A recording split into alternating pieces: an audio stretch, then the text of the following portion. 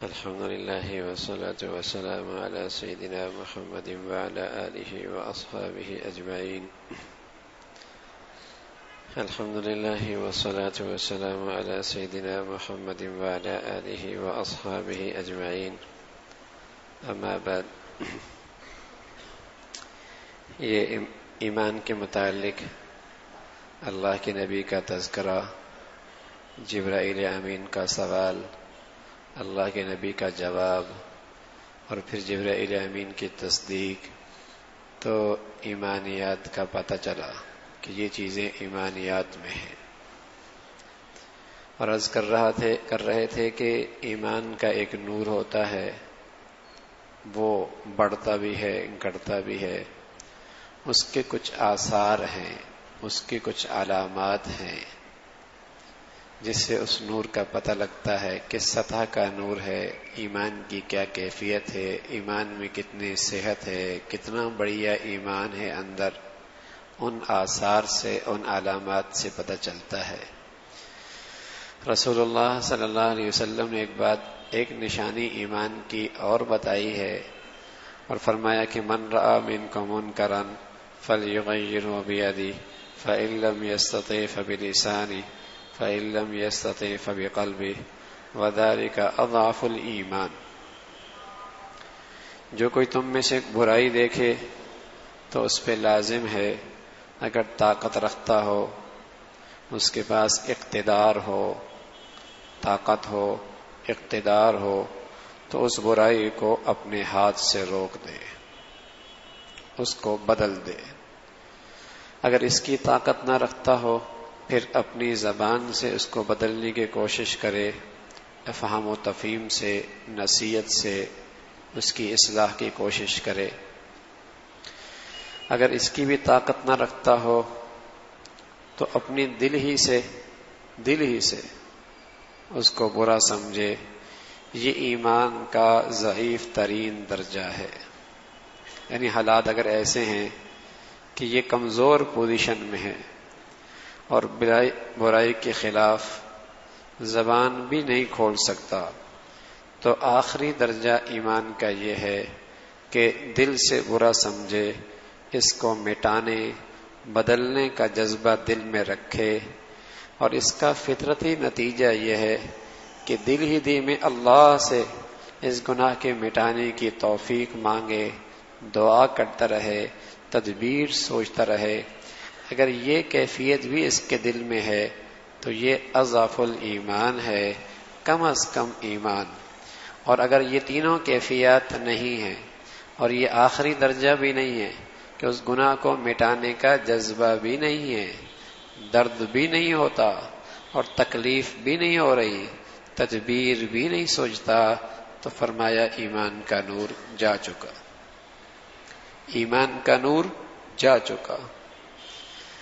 تو میرے عزیزو، یہ ہمارے گھروں کی زندگی، دفتروں کی زندگی، ارد گرد کی زندگیوں کے لیے بہت بڑا ایک پیمانہ ہے جس سے ہم اندازہ لگا سکتے ہیں کہ ہمارے گھروں میں نماز پڑھنے والے کا بھی ایمان کس درجے کا ہے، اور حج کرنے والا کا بھی ایمان کس درجے کا ہے، اور روزہ رکھنے والا کا بھی ایمان کس درجے کا ہے، کہ اس کی آنکھوں کے نیچے کتنے کھلے گناہ ہو رہے ہیں.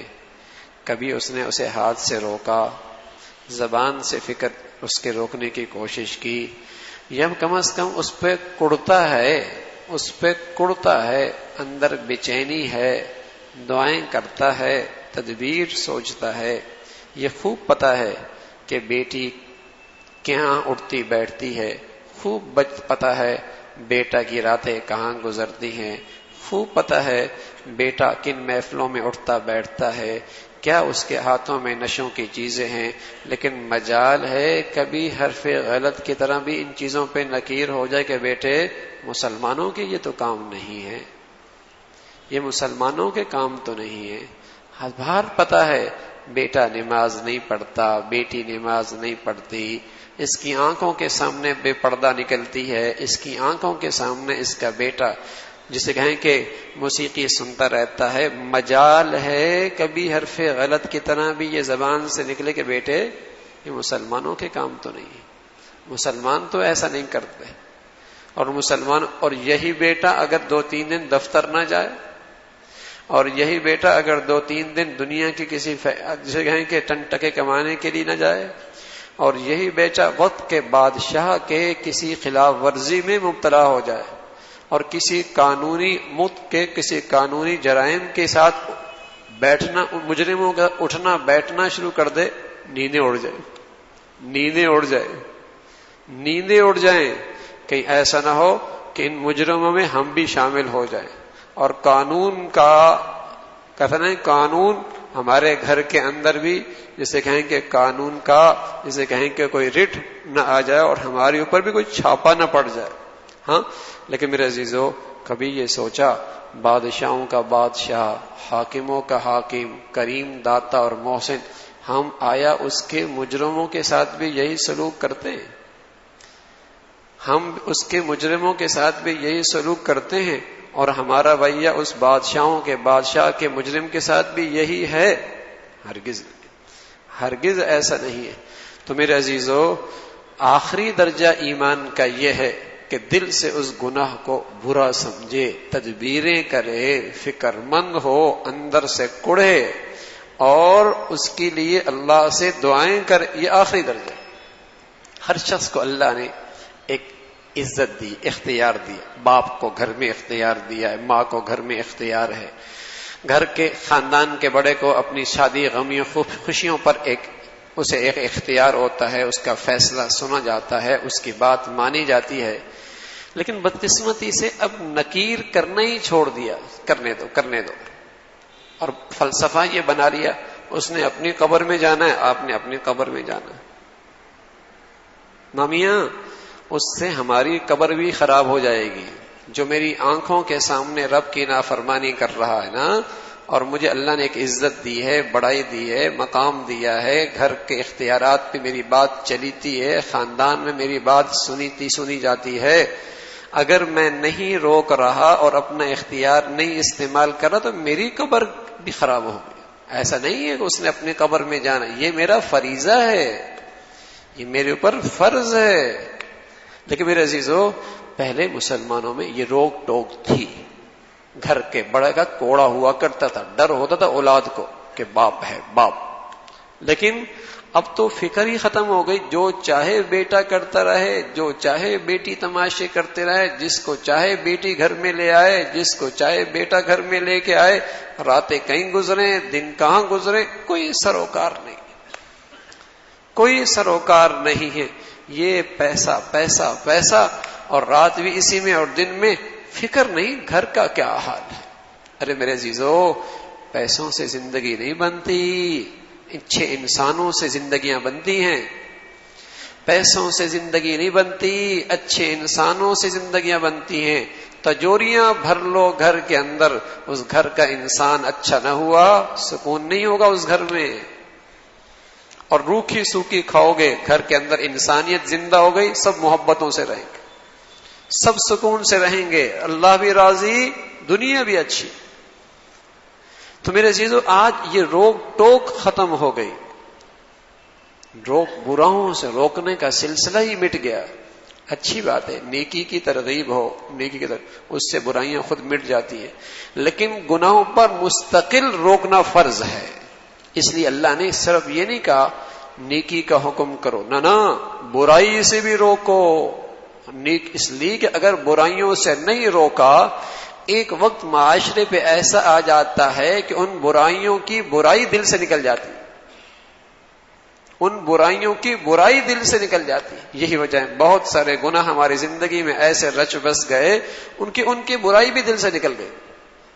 یہ گناہوں سے نہ روکنے کی وجہ سے ہے کہ اس کے اثرات یہ ہیں کہ اب اسے کوئی برا سمجھتا ہی.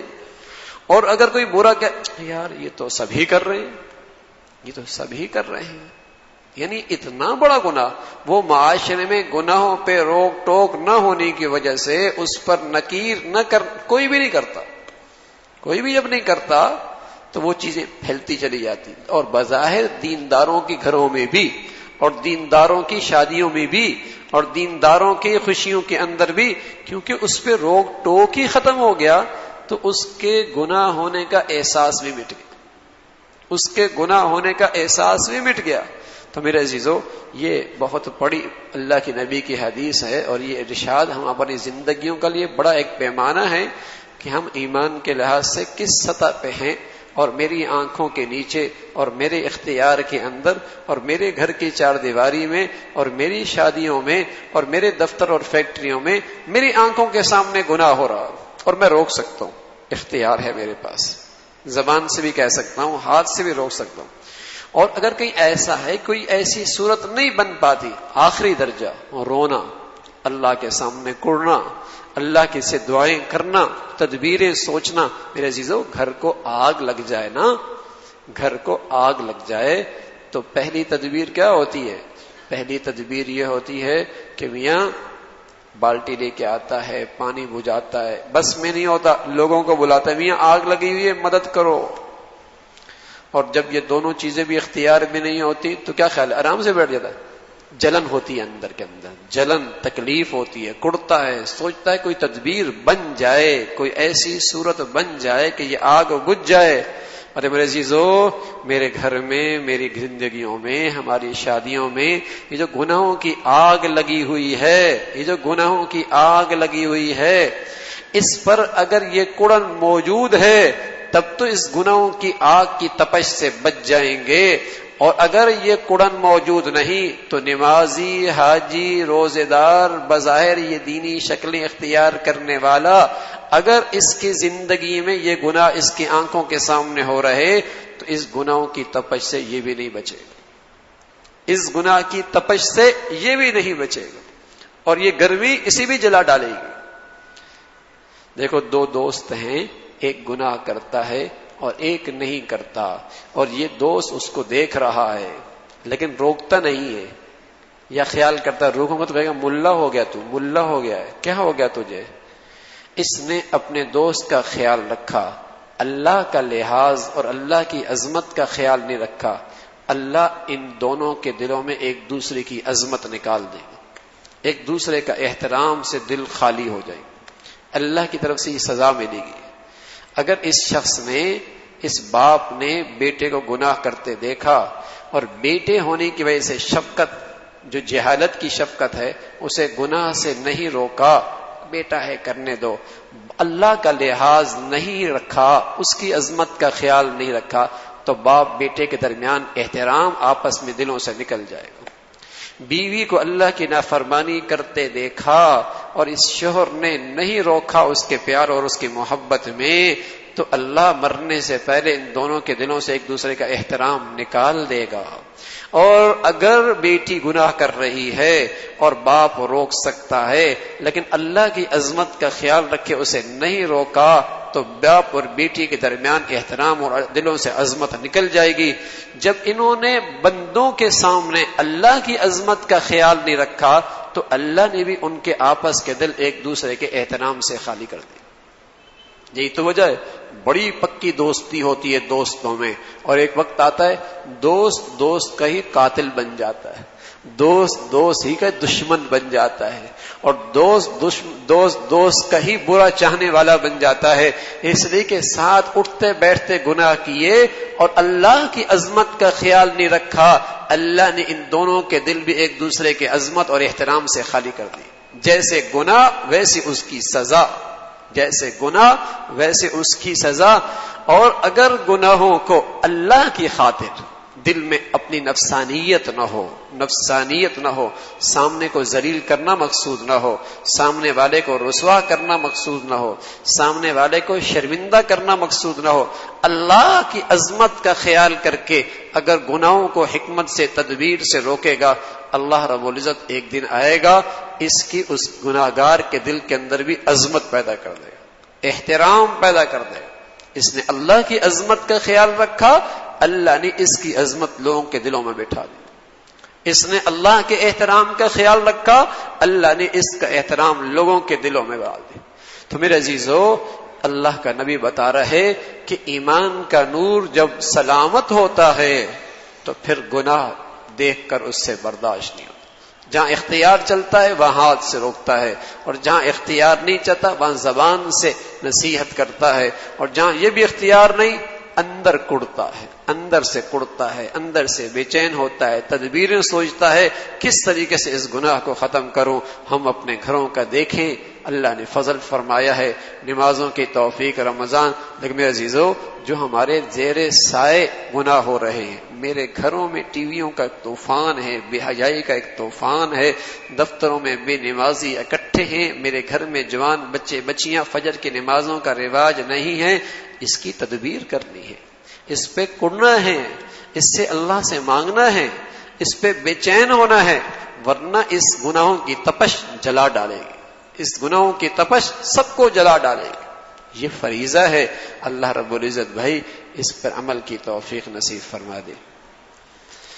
اللہم لک الحمد کلو ولک الشکر کلو، اللہم لک الحمد کلو ولک الشکر کلو، اللہم لک الحمد کلو ولک الشکر کلو، اللہم لک الحمد کلو ولک الشکر کلو، نستغفر اللہ نستغفر اللہ نستغفر اللہ، سبحان ربک رب العزت عما یصفون وسلام علی المرسلین والحمد للہ رب العالمین۔